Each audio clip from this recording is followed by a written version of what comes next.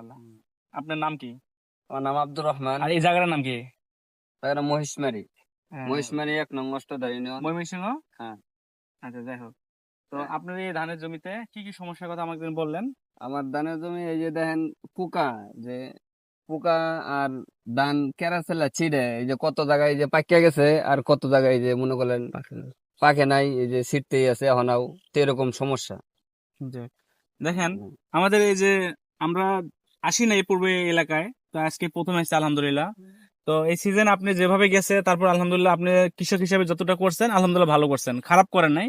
কিন্তু এটা হলো কৃষকের সমস্যা, হলো এটা মূল সমস্যা, যে আমার ধানের মধ্যে একটু দেখেন, একটু কাছে আসেন বস, ক্যামেরাটা কাছে নিয়ে আসেন। এই যে এই একটা যে ধান, হ্যাঁ, এটা জায়গায় জায়গায় কিন্তু চিটা। এই চিটাটা যদি ধানটা যখন কাটে তখন চিটাটা কিন্তু বাতাসে চলে যাবে, এটা কিন্তু ধান হবে না, পাতান হবে যেটাকে বলে। হুম, হুম। তাহলে কি ফলন কমে যাবে, ফলন কমে যাবে। আমাদের মিরাকেল গ্রোথটা ব্যবহার করলে এই চিটাটা ধান থাকবে না। এবং দেখেন, ধানের একটা সিস্টেম কি, এই যে এই system দেখেন, এটা আগা থেকে পাকছে, গোড়ায় কিন্তু কাঁচা, হ্যাঁ, গোড়া কাটা, হ্যাঁ। গোড়া শক্ত কম। তাহলে আমার এই মিরাকেল গ্রোথ ব্যবহার করলে আপনার আগা থেকে গোড়া সমানভাবে পাকবে, ফলন যার কারণে বেশি হবে। তাহলে তো আমাদের এই প্রোডাক্টটা ব্যবহার করা যাবে।